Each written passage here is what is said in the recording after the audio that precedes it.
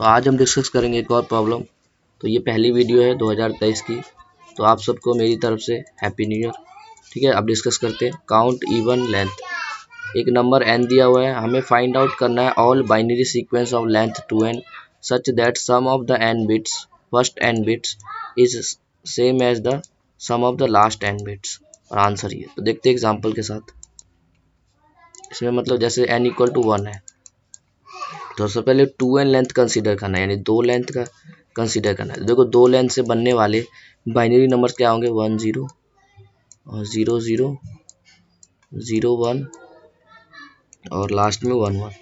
तो हमें देखो इसमें से वो दो लेंथ क्या है, यानी टोटल बिट्स 2 है। तो एक एक का हमने फर्स्ट हाफ कितने बिट्स का होगा, एक बिट्स का, और सेकेंड हाफ भी एक बिट्स का होगा। तो पहले हाफ का सम देखो क्या है 1, सेकेंड हाफ का सम क्या है 0। इक्वल है नहीं, तो ये हमारा आंसर नहीं होगा। फर्स्ट हाफ का सम कितना है 0, सेकेंड हाफ का सम क्या है 0, तो ये यस, ये आउटपुट सही है।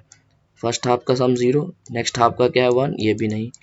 फर्स्ट हाफ का 1, सेकेंड हाफ का 1, दोनों इक्वल है हाँ। तो पॉसिबल इस आंसर क्या होगा, n इक्वल टू 1 के लिए 0 0 और 1 1। ठीक है, तो ये टोटल में से ये हमने निकाल लिया ये दोनों। ठीक है, सिमिलरली n इक्वल टू 2 के लिए होता n इक्वल टू 2 के लिए हमारे पास टोटल कितने प्लेसेस होते, 4 प्लेस, क्योंकि 2n होता है ना, 4 देना है हमें। तो इसके लिए देखो आउटपुट क्या क्या दिया हुआ है, 0 0 और 0 1 1 0 0 1 0 1। एक मिनट,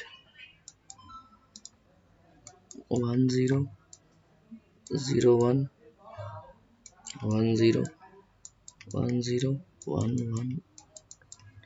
ठीक है, देखो सारे कॉम्बिनेशन में से यही 6 जो आंसर्स है, इनमें जो हमारा ये कंडीशन वैलिड हो रहा है। कैसे देखो, लेफ्ट हाफ क्या है 0 सम 0 है, राइट हाफ भी 0 करेक्ट, लेफ्ट हाफ 1 है, राइट हाफ भी 1, लेफ्ट हाफ 1 है, राइट भी हाफ।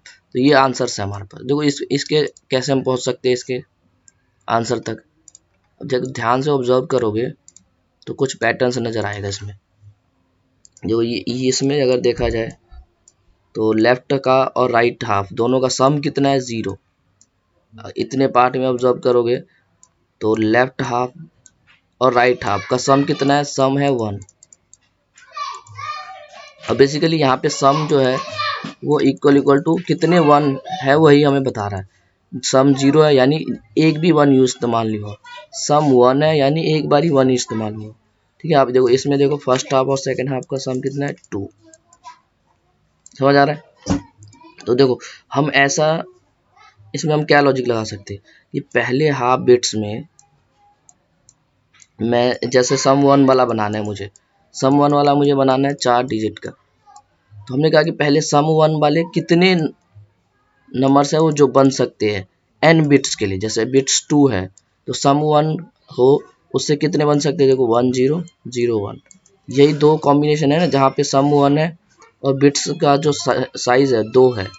ठीक है, अब देखो मुझे 4 का बनाना है, तो इनमें से ही कोई मैं ले लूँ और रिपीट करता जाऊँ। जैसे देखो मैंने 1 0 को फिक्स कर दिया कि पहले हाफ का, तो सेकेंड हाफ में इन दोनों में से किसी एक को उठाऊं। जैसे पहले में मान लो 1 0 उठा लिया, अब 1 0 को फिक्स करना है पहले हाफ के लिए, और सेकेंड हाफ में मैंने उठा लिया 0 1। तो देखो left half right half equal है ना, तो 2 यहाँ से बन गए। सिमिलरली दूसरा उठाया मैंने 0 1 को फिक्स कर दिया पहले हाफ में, तो दूसरे हाफ के लिए इनमें से कोई सा भी ले सकता हूँ। जैसे 1 0 ले लिया पहले, 0 1 फिक्स है, दूसरा मैंने दोबारा 0 1 ले लिया। तो देखो यहाँ पे भी left half right half equal है।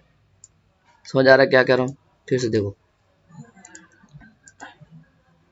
जैसे i इक्वल टू 3 है, सॉरी n इक्वल टू 3 है हमारे पास, n इक्वल टू 3। तो 3 के लिए मैं क्या क्या कर सकता हूँ कि मैं एक भी बारी 1 ना लूँ, एक भी बारी 1 ना लूँ तो क्या बनेगा, टोटल सारे 0 हो गए है ना, 3 बिट्स। अभी देखो 3 बिट्स हम 6 वाला करेंगे आगे जाके, तीनों बिट्स क्या हो जाएंगे 0 हो जाएंगे।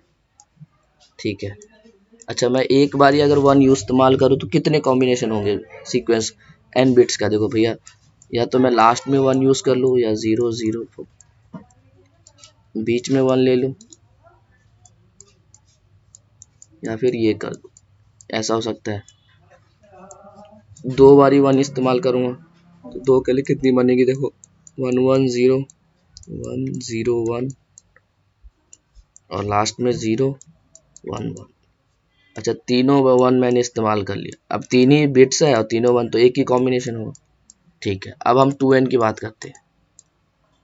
यहाँ पे देखो 2n के लिए 0 के लिए तो एक ही केस बनेगा क्योंकि सारे 0 ले लिया, 6 के 6 तो 1 हो गया। इसके लिए देखो क्या बनेगा, ध्यान से देखो इसमें कितने नंबर से 3 है, टोटल 3 है ना, 1 2 3, तो 9 बनेंगे। 9 कैसे बनेंगे भैया, ध्यान से देखना कि हमने एक पहले हाफ को एक इसमें से किसी एक से फिक्स कर देंगे। जैसे फर्स्ट हाफ मान लो ये कर दिया, अब सेकेंड हाफ में इन तीनों बिट्स को एक एक करके मैं डालता जाऊँ। जैसे पहले मैंने फर्स्ट हाफ पहले फिक्स कर दो, जब 0 0 1 0 0 1, ये हमने फर्स्ट हाफ फिक्स कर दिया। ठीक है, सेकेंड हाफ में से इनमें से किस तीनों को डाल दो बारी बारी से। 0 0 1 डाल दिया पहले, 0 1 0 1 1 0। देखो तो लेफ्ट हाफ तो हमने फिक्स करा था तो उसको तो पहले से ही सम क्या था 1। अब राइट हाफ में भी हमने इन तीन में से उठाया है तो उसका भी सम इक्वल होगा, समझ आ रहा है। तो इससे 3 बन गए।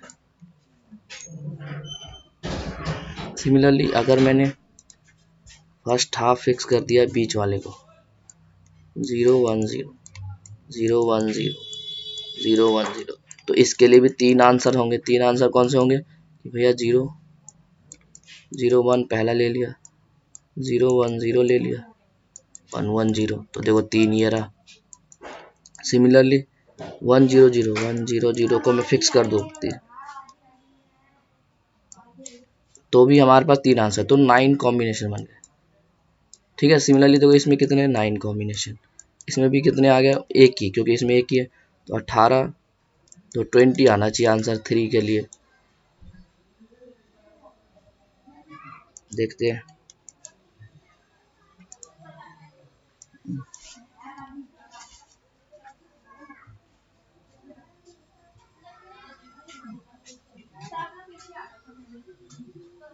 ठीक है, 20 आ रहा है। अब देखो तो ये क्या हम बार बार कैलकुलेट करेंगे, नहीं। देखो ध्यान से देखो ये कैसे कैलकुलेट किया, कितने नंबर्स इसमें जनरेट हुए। जैसे इसमें 1 हुआ, इसमें 3 हुआ, इसमें 3 हुआ, तो ये बेसिकली परमुटेशंस है ना। देखो हमें क्या करते हैं, 3 प्लेस खाली है, एक भी 1 इस्तेमाल नहीं किया, तो इसके लिए आंसर क्या होगा 3C0। देखो 3C0 1 होता है। ठीक है, यहाँ पे देखो 3 प्लेस है और एक बारी 1 करना है, तो 3C1, यानी भैया 3 तरीके होंगे। इसमें देखेंगे तो क्या है, कितनी बारी 1 इस्तेमाल करना है, 2 बारी, तो 3C2। अब 3C2 अगेन 3 ही होता है, इसमें तीनों बारी हमें करना है 3C3, ये 1 हो गया। तो हमारा आंसर बन कैसे रहा है, ध्यान से देखो, इसको हटाओ। हमने क्या किया, 3C0 यहाँ से उठाया और 3C0 यहाँ से उठाया, यानी 3NC0 मल्टीप्लाई NC0 प्लस, यहाँ पे भी देखो 9 कैसे आएगा, 3 मल्टीप्लाई 3 यानी 3C1 यानी NC1 NC1 प्लस NC2 ऐसे करते करते NC3 NCN और NCN, ये बन जाएगा सारे। एक और एग्जाम्पल देखो, n=2 के लिए मैं फिर से बता देता हूँ। n=2 के लिए तो हमने कहा 2 बिट्स होंगे, तो 2 बिट्स के लिए क्या क्या हो सकता है कि सारे 0 ले ले, यानी एक भी बारी 1 नहीं लिया मैंने, एक बारी 1 लिया या 2 बारी 1 लिया, तो एक भी 1 नहीं लिया तो कितने होंगे, दोनों 0 हो गए। एक बारी मैंने अगर 1 ले लिया, यानी ये तो पॉसिबल है 1 0 और एक है 0 1, ठीक है, दोनों 1 ले लिए तो एक ही पॉसिबल है 1 1। ठीक है, तो ये इसको क्या बोलता हूँ मैं, 2C0 2C1, देखो 2C1 है ना ये, और ये क्या है 2C2। ठीक है, अभी हमने कहा था कि 2n लेंथ वाला कैसे बना सकते हैं, इनके मल्टीप्लिकेशन से। जैसे इसमें कितने बन रहे, 1, तो इसका आंसर 1 आएगा। इसमें कितने बन रहे, देखो 1 2, यानी इसका 4 आएगा। 4 कैसे आएगा, किसी एक को फिक्स कर दो लेफ्ट हाफ में, तो हमने 1 0 को फिक्स कर दिया, तो राइट हाफ के लिए 2 चॉइस हो जाएगी, कि या तो दोबारा 1 0 यू इस्तेमाल कर लो या फिर 0 1 इस्तेमाल कर लो। तो दो ये बन गए, देखो दो ये बन गए ना, और दो क्या बनेगा, देखो अभी हमने 1 0 को फिक्स कर दिया लेफ्ट में, अब दूसरा क्या है 0 1, 0 1 को फिक्स कर दो, 0 1 को कर दिया, अब 0 1 के साथ दोबारा 0 1 ले लो या 0 1 के साथ 1 0 ले लो। देखो यहाँ से भी दो आ गए, समझ आ रहा है, तो ये 4 बन गए, यहाँ पे तो एक ही कॉम्बिनेशन, तो यहाँ 6 आ गया आंसर। तो इसमें भी देखो हमने कैलकुलेट कैसे कर रहे हैं,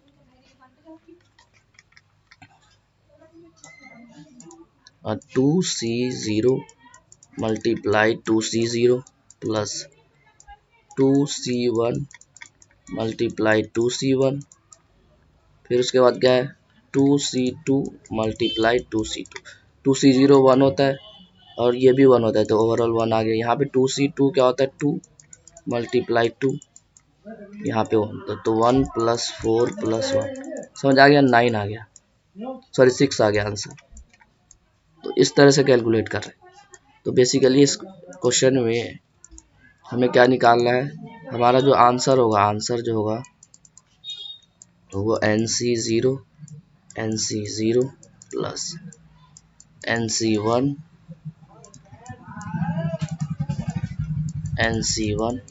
अप टू कितने टर्म है इसमें NCN तक, NCN, तो यानी दो दो बारी मल्टीप्लाई करना, यानी ये प्रॉब्लम किस में डिवाइड हो गया कि हमें NCR कैलकुलेट करना है। तो देखो उसको कैसे कैलकुलेट करते हैं उसको देखते हैं जरा, कि हम कैसे NCR निकालते हैं। तो एक एग्जांपल लेकर दिखाऊंगा, जैसे 4C0 क्या होता है बताओ, 1 होता है, 4C1 क्या होगा, तो क्या करते हैं जो नीचे लिखा होगा उतनी बारी खोलना होता है, 4/1, ठीक है।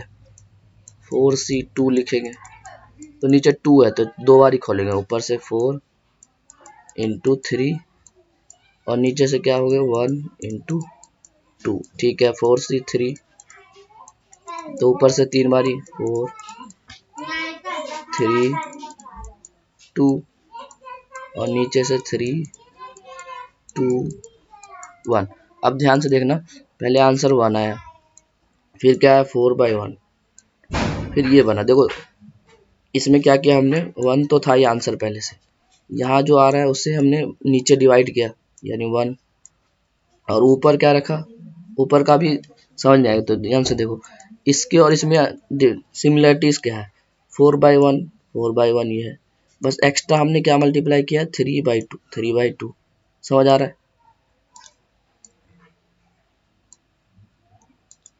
सिमिलरली देखो इस टर्म में और इस टर्म में क्या कॉमन है, 4/3, देखो 4/3 और ये एक में मैंने इसमें उल्टा नहीं लिखा, उल्टा लिखता हूँ, 1 इंटू 2 इंटू 3। हाँ अब देखो इस टर्म में और इस टर्म में कॉमन क्या क्या है, देखो ये कॉमन है ना, एक्स्ट्रा हमने क्या मल्टीप्लाई किया 2/3।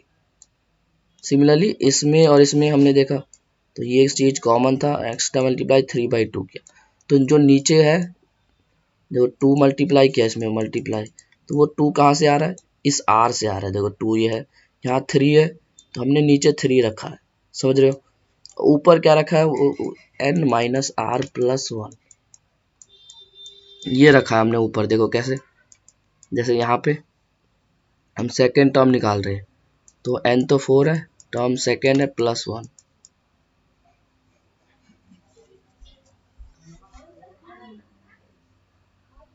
तो क्या आ जाएगा ये, और 3 आ जाएगा, सॉरी ये फर्स्ट टर्म है ना, फर्स्ट है ना, R की वैल्यू 1 है तो 1 आया है 1, तो देखो ये 4 कट गया 4 आ गया। सिमिलरली अगर मैं यहाँ पे निकालूँ, यहाँ पे क्या आएगा, देखो ये कौन सा टर्म है, R=2 वाला टर्म है, तो 4 - 2 + 3, 3/2, तो देखो इससे इक्वेशन क्या आ जाएगी, मैं बस NCR कैलकुलेट करना सिखा रहा हूँ और कुछ नहीं, अगर आता है तो तुम डायरेक्ट भी कर सकते हो। देखो इक्वेशन क्या आ गई कि हम ये 0 से स्टार्ट हो रहा है तो एक फोर लूप चलेगा, या फिर 1 से स्टार्ट कर लो, क्योंकि इसका आंसर हम स्टोर कर लेंगे कि 1 है, 4C0। हमने कहा 1 से लेकर के कहाँ तक जाएंगे, 4 तक। 4 हमने लिखा नहीं यहाँ पे, वैसे 4 तक जाएंगे। इनिशियली आंसर 1 था। अब नेक्स्ट आंसर कैसे जनरेट कर रहे हैं हम, कि आंसर इक्वल टू जो पहले आंसर था उसको हम मल्टीप्लाई कर रहे हैं किसके साथ, n माइनस आर प्लस 1 के साथ, और डिवाइड किससे कर रहे हैं, r से। यही कर रहे हैं ना। जैसे देखो, मुझे अगर 4c1 कैलकुलेट कर रहे हैं तो यहाँ पे मैं रखूंगा आंसर जो पहले था 1 n माइनस आर, यानी 4 minus 1 plus 1 divide by R, R की वैल्यू 1 है। देखो ये क्या आ गया, 4/1। समझ आ रहा है, तो ये नया आंसर बन गया। ऐसे ही मान लो 4c2 निकालना है, 4c2 कैसे निकालेगा, आंसर इक्वल टू जो पहले आंसर है, पहले आंसर क्या है अभी देखो, 4/1 multiply n minus R minus 1, यानी n क्या है 4 माइनस r क्या है देखो सेकेंड, 4c यहाँ पे मैं निकाला था 4c1, ये 4c2 निकाल रहे थे, तो r की वैल्यू 2 है प्लस 1, तो ये क्या आ गया, देखो यहाँ पे क्या आएगा 3 आ जाएगा, है ना। तो 3 डिवाइड में r करते हैं हम लोग, तो r क्या है यहाँ पे 2, तो देखो यही आ रहा है ना, सेम आ गया ना। तो ये हमें करना है देखो एनसीआर, तो बस हम एनसीआर निकाल लेंगे और उसको 2 बारी मल्टीप्लाई करके रिजल्ट में ऐड करते हैं। तो इसका कोड देखते हैं।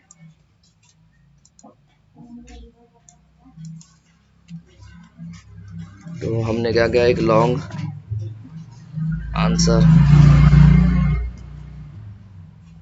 इक्वल टू 1, एक आंसर बनाएंगे और एक रिजल्ट भी बनाएंगे ना, जो हमारा रिजल्ट होगा। नहीं तो इसको NC0 कर दो, NC0, ठीक है, ताकि आंसर में समझने में आसानी हो। और ये हमने आंसर ले लिया। फिर हम एक फोर लूप चलाएंगे i इक्वल टू 0 से। अब 0 के लिए कैलकुलेट करने की नीड नहीं है, क्योंकि हमने 1 स्टोर करा लिया। Less than equal to n तक जाना है, i प्लस प्लस। तो इक्वेशन क्या था, आंसर मल्टीप्लाई दिस। तो हम पहले क्या करेंगे, मल्टीप्लाई निकाल लेंगे, फिर उसको डिवाइड कर देंगे।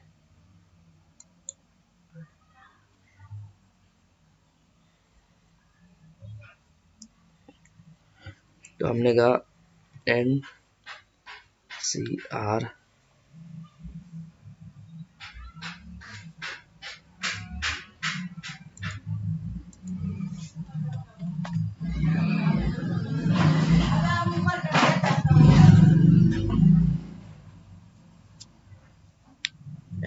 ले या क्या, इसको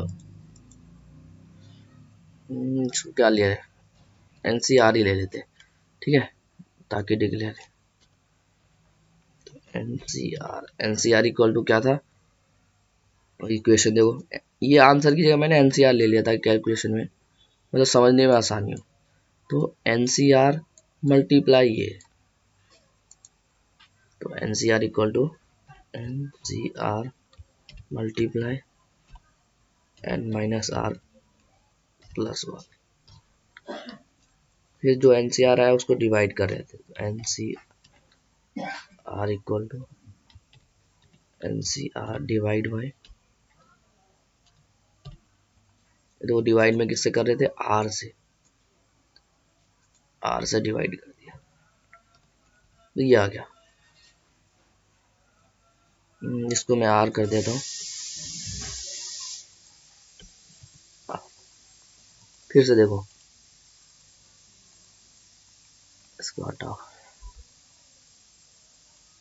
हमारे पास देखो आंसर क्या था, answer equal to answer multiply n minus R plus 1 divide by R. तो हमने इसको 2 पार्ट में कर दिया, answer equal to answer multiply n minus R plus 1, ये पहला, ये जो आंसर आएगा उसको हमें r से डिवाइड करना है, ठीक है। तो वही हमने लिखा, तो आंसर में कन्फ्यूजन हो इसलिए इसको NCR से डिनोट कर दी। तो NCR इनिशियली आंसर 1 था, फिर NCR नया कैसे निकलेगा, पहले मल्टीप्लिकेशन से निकाला, फिर डिवाइड कर दिया। पर हमारा रिजल्ट देखो, रिजल्टेंट आंसर क्या है, रिजल्टेंट आंसर हमें क्या देना है, इसका स्क्वायर को ऐड करना है। देखो NC 0 मल्टीप्लाई NC 0 है ना, इन सब को ऐड करते जा रहे फिर NC 1, तो वो हमें करना है। तो यहाँ पे हम कर देते हैं answer equal to answer plus जो भी NCR आ रहा है उसको 2 बार मल्टीप्लाई करना, NCR मल्टीप्लाई NCR, ये करना है। आप देखो आंसर ग्रेटर ना हो इसलिए मॉड लगा लेते हैं, integer mod equal to 10⁻9 plus 7। हमें रिटर्न क्या करना है, आंसर। तो देखो यहाँ पे मल्टीप्लिकेशन हो रहा है तो यहाँ पे एक मॉड आएगा,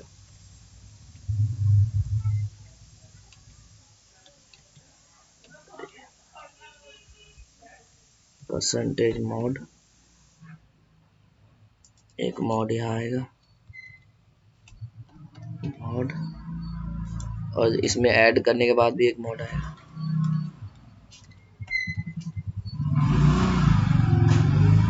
अब कंपाइल करते इसे,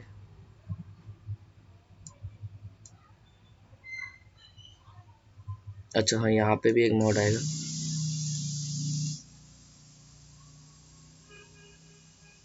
आई नॉट डिक्लेयर, इधर आर आएगा, यहाँ पे भी मॉड आएगा एक। अभी तो चल गया, देखते हैं इसको मॉड लगा के, डिवाइड करने से भी क्या पता बाहर चले। तो पहले ऊपर लगाया,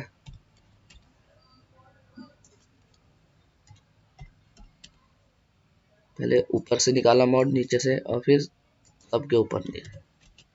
जनरली यही होता है ना हम करते हैं।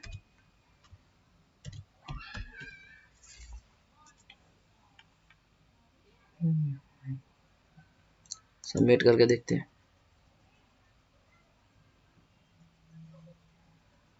जो गलत क्यों आ रहा है, गलत बेसिकली यहाँ से आ रहा है। हम यहाँ पे क्या कैलकुलेट कर रहे हैं एक बार दोबारा देखो,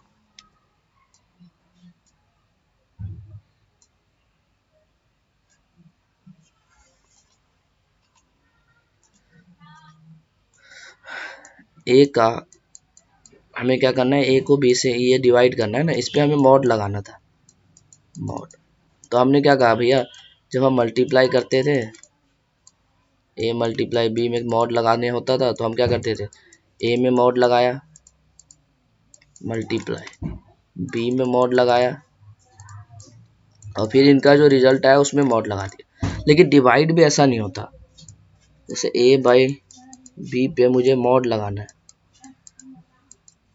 तो वी कैन नॉट राइट, ऐसे नहीं कर सकते हम कि ए का मॉड लगा दो पहले, ए से जो मॉड आया फिर बी का इंडिविजुअल मॉड लगा दिया और फिर जो इनका रिजल्ट आया उस पर मॉड लगा दिया, तो ये नहीं कर सकते। तो इसके लिए एक इन्वर्स का कंसेप्ट होता है, वो लगाना पड़ता है। देखो इसमें हम इस रिजल्ट को क्या लिख सकते हैं, ए को मल्टीप्लाई कर दिया बी के इन्वर्स का के साथ और फिर हमने इसमें मॉड लगा दिया, ठीक है। तो ये डायरेक्टली काम करेगा। तो अब बी का इन्वर्स कैसे निकालें, देखो ये एक अलग कॉन्सेप्ट है, इसे एक वीडियो में कवर करा जा सकता है। तो मैं यहाँ पे इसका कॉन्सेप्ट नहीं बताऊंगा, सिंपली इसका कोड हम उठाएंगे और इसमें हम करके देखेंगे। तो हम यहाँ गए इन्वर्स फंक्शन, देखो यहाँ पे टाइम कॉम्प्लेक्सिटी क्या दे रखा है, एन लॉग एन, और स्पेस दे रखा है ओ एन। तो देखो एन तो चलेगा ही क्योंकि ये लूप है। अब हमें लॉग एन टाइम के अंदर ये फंक्शन देखना होगा और ओ एन में, तो यहाँ पे से देखो उठाएंगे, जैसे ये इन्वर्स का मैं बता दूंगा एक वीडियो में। अब वैसे यहाँ पे आर्टिकल आप पढ़ सकते हो मॉड्यूलर इन्वर्स का, तो अलग अलग मेथड है। यहाँ पे ओ एन लिया है, ओ एम हमें तो लॉग एन वाला चाहिए ना, तो लॉग एम, लेकिन स्पेस भी लॉग एम ले लिया, हमें ओ एन स्पेस चाहिए। तो ये हमारे काम का है ओ एन, और ये तो हम क्या करेंगे, इसका फंक्शन कॉपी कर लेंगे,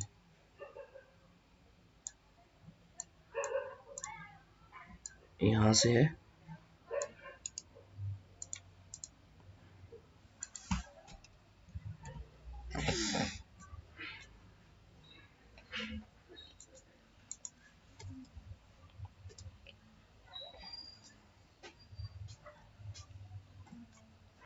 मॉड इनवर्स। तो सिंपली देखो यहाँ पे गलती हो रही थी, यहाँ पे हम क्या करेंगे, मल्टीप्लाई करेंगे और फिर इसका इनवर्स ले लेंगे, मॉड ले लेंगे। अब ये मल्टीप्लाई करने की जगह क्या करेंगे, इनवर्स निकालेंगे पहले और उसको मल्टीप्लाई। तो हमें आर का इनवर्स निकालना है मॉड के टर्म। अब करो कंपाइल।